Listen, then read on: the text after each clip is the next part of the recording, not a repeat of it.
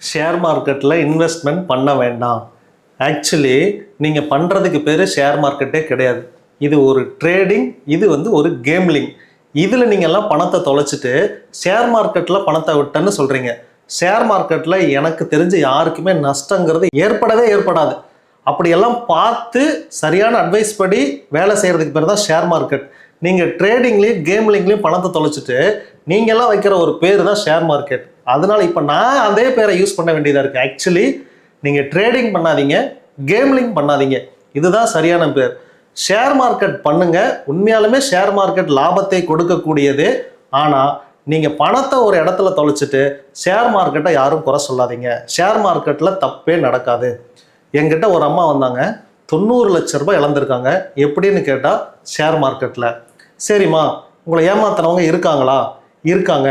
நீங்கள் போய் கேஸ் கொடுக்க வேண்டியதானே அப்படின்னு கேட்டேன். இல்லை, இந்த பணம் என் ஹஸ்பண்டுக்கு தெரியாமல் கொடுத்தேன். ஹஸ்பண்டுக்கு தெரியாமல் 90 லட்சம் கொடுத்தியா? அவ்வளோ பணம் நீ வச்சுருந்தியா?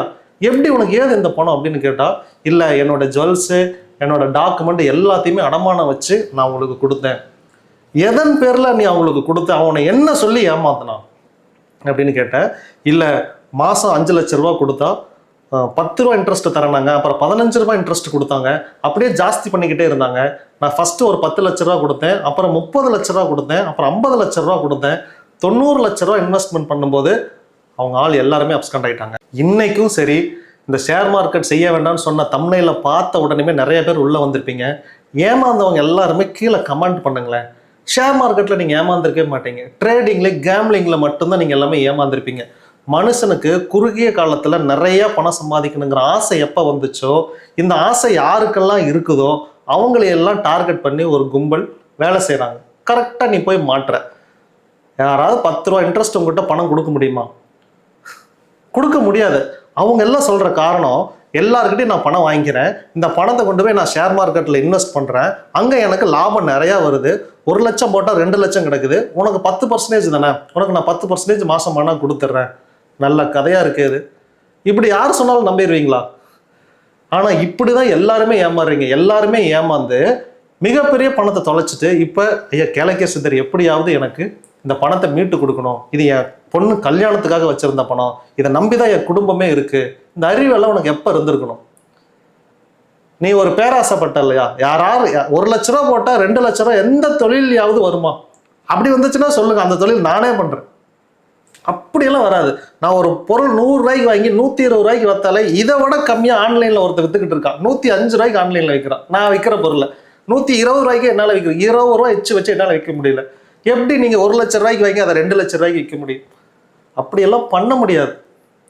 ஆனால் இதை நீங்கள் நம்புறீங்க. அதுக்கு ஒரு எவிடன்ஸ் அவங்க கொடுக்குறாங்க. என்னென்னா, பாரு, அவன் போட்டிருக்கான், இவன் பண்ணியிருக்கான், இவங்க எல்லாரும் என்கிட்ட பண்ணுறாங்க, இப்படின்னு ஒரு மாய பிம்பத்தை உங்களுக்கு ஏற்படுத்துகிறாங்க. இதை எல்லாத்தையும் நீங்கள் நம்புறீங்க. இதுக்கு வாட்ஸ்அப்பில் ஒரு குரூப் வேறு, இதுக்கு ஒரு மென்டார் வேறு.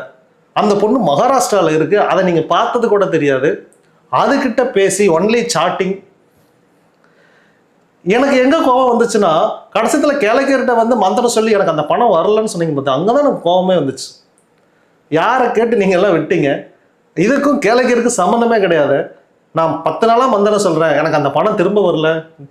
சாமி, நீ ஏமாந்துருக்க சாமி. உன் பணத்தை ஒருத்தர் திருடிட்டு போயிருக்கான். நீ தொலைச்சிருந்தீங்கன்னா எடுத்து கொண்டு வந்து யாராவது கொடுத்துருப்பாங்க. உன் வீடு புகுந்து கொள்ளையடிச்சிட்டு போன பணம் எப்படி வீட்டுக்கு வந்து சேரும்? தொலைச்சதுக்கும் கொள்ளை விட்டதுக்கும் நிறைய வித்தியாசம் இருக்குது. நீங்கள் பண்ணினது ஏமாந்துட்டீங்க, ஒருத்தர் திருடிட்டு போயிட்டான். இதற்கு கடவுளை குறை சொல்வது என்னை பொறுத்த வரைக்கும் எந்த அளவுக்கும் தகுதியே இல்லாத ஒரு செயல். இப்படி ஒரு வேண்டுதலே நீங்கள் கடவுளே வைக்காதீங்க. நீ எல்லாம் என்ன சொல்லுவேன்னா, நாளைக்கு நான் கேட்டேன் கிடைக்கல, நீங்கள் கேட்டதே தப்பான காரியம், அதை எப்படி கடவுள் செஞ்சு கொடுக்க முடியும்? நானே செஞ்சு கொடுக்க மாட்டேன். யாரை கேட்டு கொடுத்தேன்? நானே கேட்பேன். என்ன கேட்டால் கொடுத்தேன் அப்படின்னு கேட்பேன் இல்லையா? அப்போ கடவுள் அப்படித்தானே கேட்பான். நீங்கள் ஒரு பேராசைப்பட்டீங்க, கொண்டு போய் பணத்தை கொட்டினீங்க, அவன் தூக்கிட்டு போயிட்டான். கடவுளை போய் இப்போ நீ தான் கொடுக்கணும் அப்படின்னு கடவுளை நீங்கள் பலிகடை ஆக்குனீங்கன்னா கடவுள் என்ன செய்வார்? இதுக்கு தான் அறிவு கொடுத்துருக்காரு. கடவுளே இல்லைன்னு சொல்கிறான் பார்த்தீங்களா? அவங்களுக்கு வீடு வாசல் எல்லாமே நல்லா தானே இருக்குது.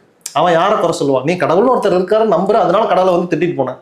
கடவுளே இல்லாத ஒருத்தன், கடவுளே இல்லை அதெல்லாம் வேறு கல் தான் அப்படின்னு சொல்கிறவங்க, அவங்க தன்னை தானே நொந்துக்கிறாங்க. நான் ஏமாந்துட்டேன். Yes, that's the right. நீ ஏமாந்துட்ட. நீ ஒரு தப்பான ஆள் மேலே நம்பிக்கை வச்சு ஏமாந்துட்ட. இதுதான் உனக்கு பாடம். இதுக்கு மேலே நீ ஏமாறாத. இது மாதிரி யாராவது ஏமாற போனாங்கன்னா இது மாதிரி தப்பு, இது மாதிரிலாம் பண்ணி உங்கள் பணத்தை தொலைச்சிக்காதீங்க. எனக்கு ரொம்ப நெருக்கமான நண்பர் 26 லட்சம் ஒரே வாரத்தில் விட்டார். டெய்லி 5 லட்சமாக விட்டுருக்கார்.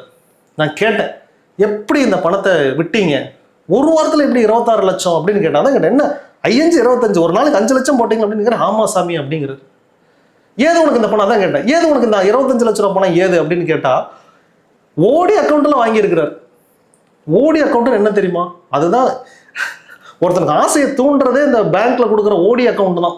உன் அக்கௌண்ட்ல பணத்தை போட்டு நான் ஒரு வார்த்தை சொல்லுவான் பாரு, இந்த பணத்தை நீங்க எடுத்தா மட்டும்தான் நான் உங்ககிட்ட இன்ட்ரெஸ்ட் வாங்குவேன்.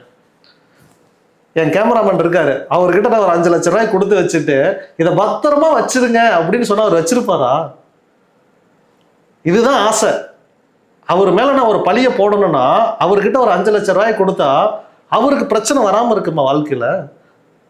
செலவு பண்ணுவார், அது எனக்கு தெரியும். நான் என்ன பண்ணிட்டேன்னா ஏற்கனவே அவரை பலிகடை ஆக்கணும்னு முடிவு பண்ணிட்டேன்.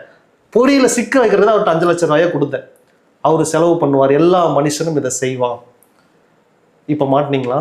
உங்கள்கிட்ட பணம் இல்லைன்னா இல்லைன்னு கம்முன்னு இருந்துருவேன். அதான் வீட்டில் கட்டுக்கட்டா பணம் வச்சிருக்கே, அப்ப ரொட்டேஷன்லாம் பண்ணலாம். இல்லை இதே மாதிரி எவனாவது வருவான், 1 லட்ச ரூபா கொடுத்தா 2 லட்ச ரூபா. அப்போ இந்த பணம் 1 மாசம் வீட்டில் சும்மா தான் இருக்கு, ஒரு பணத்தை எடுத்து கொடுத்து பார்ப்போம்னு சொல்லிட்டு 50,000 ரூபா கொடுப்பேன். அவன் 60,000 ரூபா கொடுப்பான். 10 ரூபா லாபம் வந்துச்சு, அடுத்து 1 லட்சம் மொத்தமாக போயிடும். அவ்வளோதான். இதுதான் சின்ன மீனை போட்டு பெரிய மீனை பிடிக்கிற தூண்டில். இதை தான் பயங்கரமாக பண்ணிட்டு இருக்காங்க. இதற்கும் கடவுளுக்கும் எந்த சம்பந்தம் இல்லை. நீங்கள் ஃபஸ்ட்டு நல்ல மென்டாராக பிடிச்சி ஷேர் மார்க்கெட்னா என்ன, இதெல்லாம் 3 மாத கோர்ஸில் நீங்கள் கற்றுக்கிறீங்களாம்மா. இதெல்லாம் கற்றுக்கிறதுக்கே பல வருஷம் ஆகும். இன்ன வரைக்கும் நான் படிச்சுக்கிட்டு இருக்கேன், எனக்கே அதை பற்றி ஒன்றும் முழுசாக தெரிய மாட்டேங்குது. நானே டைரெக்டாக இன்வெஸ்ட் பண்ண மாட்டேன். என்னோடய மென்டார்னு எடுத்துருக்கிறார் பார்த்தீங்களா, என்னோட ஃப்ரெண்ட்ஸ் நாலேஜில் மட்டும்தான் இன்வெஸ்ட் பண்ணுவேன். கம்மியான லாபம் தான். அதெல்லாம் லாங் டேர்ம் ப்ராசஸ். லாங் டேர்மில் இன்வெஸ்ட் பண்ணிட்டு நம்ம கம்முன்னு இருந்துக்கணும். என்னைக்காவது அதை செக் பண்ணணும், அதை மானிட்டர் பண்ணிக்கிட்டே இருக்கணும். எனக்கு பணம் தேவைப்பட்டு அப்போ மட்டும்தான் அதை விட்ராவல் பண்ணணும். அப்படி தான் ஷேர் மார்க்கெட்னு பண்ணணும். நைட்டு 10,000 ரூபா போட்டேன், காலையில் 5,000 வரும்னு நினச்சிங்கன்னா இட்ஸ் கேம்லிங், ட்ரேடிங். இதுக்கும் ஷேர் மார்க்கெட்டுக்கும் சம்மந்தமே இல்லை. இந்த தப்பு பண்ணாதீங்க. கையில் பணம் வச்சுருந்தீங்கன்னா பத்திரமா வச்சுருங்க. கோல்டில் இன்வெஸ்ட் பண்ணுங்கள். அப்படி இல்லையா பத்திரமா அக்கௌண்ட்டில் போட்டு வச்சுக்கோங்க. இருக்கிறத செலவு பண்ணிட்டு நிம்மதியாக இருங்க. யாரை நம்பியும் பணம் கொடுக்காதீங்க. எம்எல்எம் பிஸ்னஸ் எதுவும் பண்ணாதீங்க. இதுவும் one type of MLM business தான். எம்எல்எம் பிஸ்னஸ் கர்மாவை அதிகப்படுத்தும், அதிக கஷ்டத்தை தான் உங்களுக்கு கொடுக்கும். எம்எல்எம் பிஸ்னஸ் பண்ண யாரும் உருப்பிட்டுருக்கவே மாட்டாங்க. சேலஞ்ச் பண்ணி சொல்கிறேன், யாரை வேணாலும் நீங்கள் எடுத்து பாருங்க. ஒரு காலத்தில் எம்எல்எம் பிஸ்னஸ் பண்ணி வீடே கட்டினாங்க இவங்க அப்படின்னு காட்டுங்க. அந்த வீட்டில் அந்த ஆள் இருக்கானா நீங்கள் போய் பாருங்க. இப்போ அந்த வீட்டில் அந்த ஆள் இருக்க மாட்டான். அவன் பிள்ளை கல்யாணம் ஆச்சான்னு பாருங்க, குழந்தை இருக்கான்னு கேளுங்க, ஃபியூஸ் கேரியரை பிடிங்கிடும். நம்மளாம் என்ன நினைச்சிட்டு இருக்கோம்னா இப்படியெல்லாம் ஏமாத்தி சம்பாதிச்சா ஜாலியாக இருக்கலாம். கடவுள் நேக்கா ராவோட ராவா வந்து ஃபீஸ் கேரை கழட்டிட்டு போயிடுவான். இதுதான் நடக்கும். உங்கள் அறிவுக்கு நீங்கள் எவ்வளோ பண்ணால் கடவுள் அறிவுக்கு அவன் எவ்வளோ பண்ணுவான். அதெல்லாம் மறந்துடும். இல்லை எல்லாம் மறந்துட்டு நாம் மட்டும்தான் புத்தித்தாளின்னு ஒரு ஸ்கெட்சு போட்டு அந்த ஸ்கெட்சுக்கு வேலை செஞ்சு ஏமாந்தவனையெல்லாம் வச்சு ஏமாற்றி நோ நோ நோ நோ மேலே இருந்து ஒருத்தன் பார்த்துக்கிட்டே இருப்பான். இந்த வீடியோவுமே நான் ஏன் போடுறேன் அப்படின்னா, என்னால் 4 பேர் பணத்தை இன்வெஸ்ட் பண்ணாமல் சேவ் பண்ணிங்கன்னா அந்த புண்ணியம் என்ன வந்து சேரும். அவ்வளோதான். எனக்கு இந்த வீடியோ போட்டால் பணமெல்லாம் வரும். புண்ணியம் நான் என்ன பண்ணுறேன்னா 4 பேருக்கு எச்சரிக்கை பண்ணி அடிக்கிறேன். நீ நல்லா இருந்துட்ட அப்படின்னா நான் சொல்லுவேன், நல்ல வேலை அவர் ஐயா சொன்னாருங்க, அதனால நான் இன்வெஸ்ட் பண்ணலைங்க, இன்னைக்கு என் பணம் பத்திரமா இருக்கு. நீயும் நல்லா இருந்தீங்கன்னா அந்த நல்லா இருக்கிறான புண்ணியம் என்ன வந்து சரி, நான் நல்லா இருப்பேன், தொடர்ந்து நான் நல்லா இருப்பேன். இதுதான் சொல்கிறேன். புண்ணியத்தை சம்பாதிங்க. குறுகிய காலத்தில் பணத்தை சம்பாதிக்கணுங்கிற எண்ணத்தை கை விட்டுருங்க.